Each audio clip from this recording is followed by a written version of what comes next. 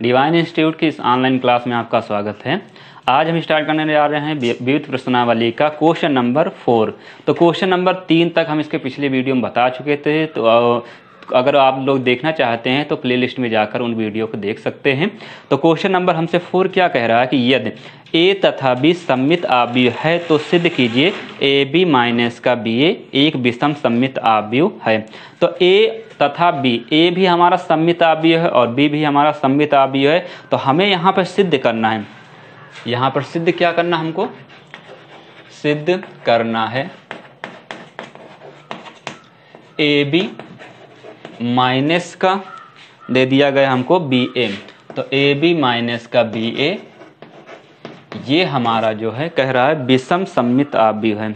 ये विषम सममित आव्यूह है, विषम सममित आव्यूह है। ये हमको यहाँ पर सिद्ध करना है।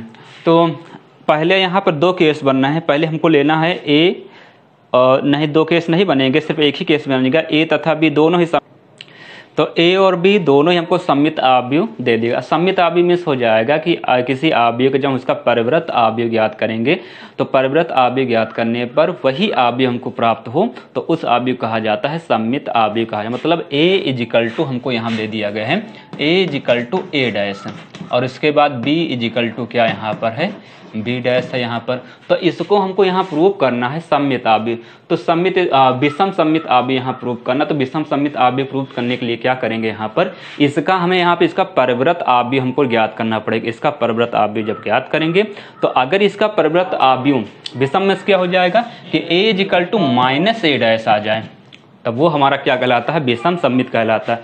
तो इसका हम ज्ञात करेंगे यहाँ पर परिवृत। तो देखिए इसका क्या करेंगे ए बी माइनस का हो जाएगा यहाँ पर बी ए का होल डैश इजिकल टू। अब हमें मालूम है यहाँ पर कि ए माइनस का बी का होल डैश जो है इक्वल टू होता है ए डैश माइनस बी डैश के इक्वल होता है। ये हम पहले जो है पढ़ चुके हैं। तो यहाँ पर वैसे इसमें भी कर दिया जाएगा। ये आ जाएगा हमारे पास ए बी का होल डैश माइनस को हो जाएगा यहाँ पर बी ए का होल डैश आ जाएगा। उसके बाद एक और हमने यहाँ पर पढ़ा था कि ए बी का होल डैश जो होता है वो बी डैश ए डैश के इक्वल में होता है। यहाँ देखिए दोनों लोग गुणे में लिखे हुए हैं। जब ब्रैकेट यहाँ हटाएंगे तो यहाँ पे बी आगे आ जाएगा और ए चला जाएगा यहाँ पर पीछे चला जाएगा। तो इसमें हम क्या रख सकते हैं, इसमें रख सकते हैं हम बी डैश और इसके बाद ए डैश, और यहाँ पर रख सकते हैं ए पहले आ जाएगा और इसके बाद बी जो है पीछे चला जाएगा।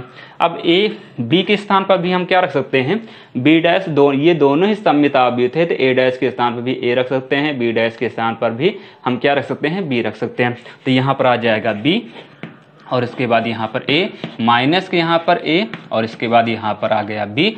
तो देखिए यहाँ से अगर माइनस काम लेते तो ये हमारा धनात्मक हो जाएगा पद ए बी, और यहाँ पे ये धनात्मक था तो ये हो जाएगा हमारे पास ऋणात्मक आ जाएगा।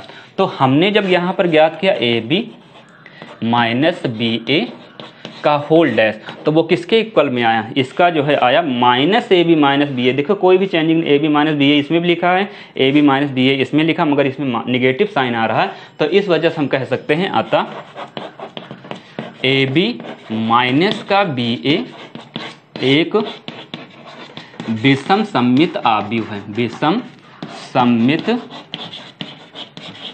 आव्यूह है। यही हमको यहाँ पर इसको प्रूव करना था। तो ये हमारा जो है क्वेश्चन नंबर जो 4 है ये हमारा जो है प्रूव हो जाएगा। उसके बाद आइए देखते हैं इसका क्वेश्चन नंबर 5। तो 5वां नंबर क्वेश्चन हमसे क्या कह रहा है सिद्ध कीजिए कि आव्यूह बी डैश ए बी सममित अथवा विषम सममित है यदि ए सममित अथवा विषम सममित है। अगर ए हमसे कह रहा है अगर ए सममित होगा तो बी डैश ए बी हमारा जो है सममित होगा, और अगर हमारा ए जो है विषम सममित होगा तो हमसे कह रहा है यहाँ पर बी डैश ए बी ये हमारा विषम सममित होगा। तो यहाँ पे 2 क्वेश्चन इसमें मिला के दे दिया गया है। तो पहला हम क्या करेंगे, इसको हमको यहाँ प्रूव करना है कि अगर ए जो है सममित हो तो बी डैश ए बी हमको प्रूव करना है विषम सममित, यहाँ सममित आव्यूह हमको प्रूव करना है। तो फर्स्ट नंबर यहाँ पर हम इसको मान लेते हैं कि यदि ए सममित है, सममित आव्यूह है। तो सममित आव्यूह, अगर ए जो है हमारा सममित आव्यूह है तो हमारा जो ए जो है इक्वल टू होगा ए डैश के, हम रख सकते हैं। अब हमको सिद्ध क्या करना है इसमें, तो यहाँ पर हमको सिद्ध करना है कि बी डैश और उसके बाद दे दिया हमको बी डैश ए बी, ये हमको प्रूव करना है सममित है, सममित आव्यूह है, ये हमको सममित जो है। तो फिर से इसका जो हमको, जैसे पिछले वाले क्वेश्चन हमने क्या किया था, इसका जो है परिव्रत हमने ज्ञात किया, तो वैसे इसका भी परिव्रत यहाँ ज्ञात किया जाएगा। ट्रांसपोज मैट्रिक्स यहाँ हम निकालेंगे तो बी डैश ए बी का होल डैश, यहाँ पर ऐसे हमने लिख दिया। अब देखिए यहाँ पर ये सब लिखे गुणे में लिखे हुए हैं, तो गुणे में लिखे हैं, तो अगर इसको अलग कर लेते हैं, इसको एक मान लेते हैं आव्यूह और इसको जो दूसरा आव्यूह मान लेते हैं, तो हमें मालूम है कि ए बी का होल डैश इजिकल टू होता है बी डैश और उसके बाद ए डैश के इक्वल में होता है।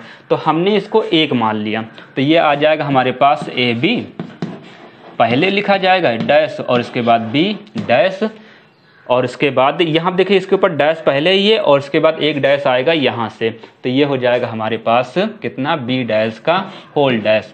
और उसके बाद ये भी हमको मालूम है बी जब किसी परिव्रत आव्यूह का जब फिर से हम परिव्रत आव्यूह निकालते हैं तो वो उसी आव्यूह के बराबर ही होता है। तो बी डैश का होल डैश किसके बराबर आ जाएगा, बी के बराबर आ जाएगा।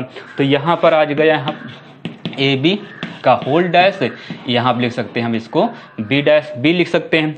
और यहाँ पर एक काम ये भी कर सकते हैं कि ए बी का होल डैश किसके बराबर होता है, बी डैश उसके बाद ए डैश के बराबर में होता है। अब यहाँ पर तो बी डैश ए डैश और इसके बाद ये आ गया हमारे पास बी आ गया। तो हमको क्या रखना, जहाँ पे ए डैश वहाँ पर हम रख सकते हैं इसको जो है ए रख सकते हैं। हमने यहाँ मान के चले हैं कि ए अगर सममित है तो हमको प्रूव करना है यहाँ पर सममित, तो जहाँ पर ए डैश लिखा वहाँ पर हम क्या लिख सकते हैं, इसको लिख सकते हैं हम ए लिख सकते हैं। तो ये हमारे पास आ गया बी डैश और इसके बाद ए बी आ गया यहाँ पर। तो देखिए यहाँ पर लिखा हुआ था इसमें बी डैश ए बी का होल डैश किसके इक्वल में आ गया, बी। तो इसमें क्या हो जाएगा, देखिए बी डैश ए बी यहाँ लिखा है, बी डैश ए बी यहाँ पर आया, इसका यहाँ परिव्रत लिखा हुआ और ये यहाँ पर परिव्रत नहीं, तो इसका परिव्रत आव्यूह जो है आव्यूह के ही बराबर में आ रहा है। तो ये हमारा क्या हो जाएगा, सिद्ध हो जाएगा कि अगर ए हमारा सममित है तो ये हमारा बी डैश ए बी जो है ये भी सममित आव्यूह। तो इसके नीचे एक लाइन लिख लीजिएगा, अतः बी डैश ए बी सममित आव्यूह होगा यदि ए सममित आव्यूह है। उसके बाद इसी प्रकार से यहीं पर ही लगाए दे रहे इसका सेकंड नंबर क्वेश्चन हम यहाँ मान लेंगे, यदि ए विषम सममित आव्यूह है, विषम सममित आव्यूह है।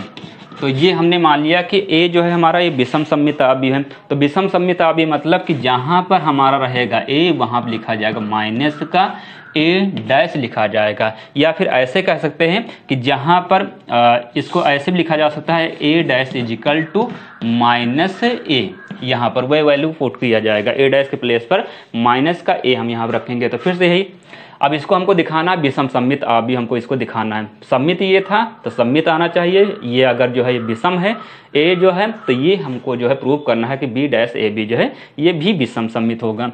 तो बी डैश ए बी का होल डैश करेंगे तो ये क्या आ जाएगा हमारा, इसको हमने मान लिया एक आव्यूह, इसको मान लिया हमने दूसरा आव्यूह, तो ए बी पहले आ जाएगा और बी डैश का होल डैश, ये बी डैश के ऊपर जो है डैश जो है पीछे लग जाएगा। अब इसके बाद इनको क्या लिख सकते हैं हम, इनको लिखा जा सकता है B dash A B, A dash ये ए बी आगे आ जाए, ए पीछे चला जाए, और बी डैश का होल डैश हमको मालूम है कि ये होता है बी के बराबर में।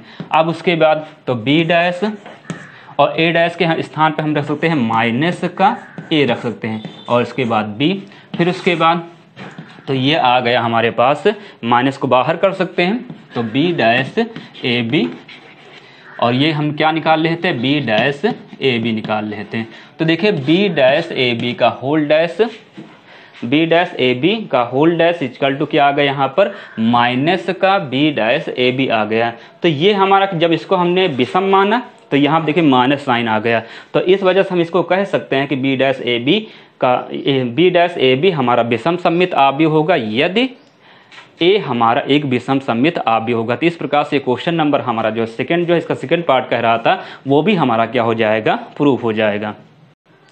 तो आज के लेक्चर में सिर्फ इतना ही है। इसके आगे जो क्वेश्चन होंगे हम अपने अगले लेक्चर में इसको डिस्कस करेंगे। तब तक के लिए धन्यवाद।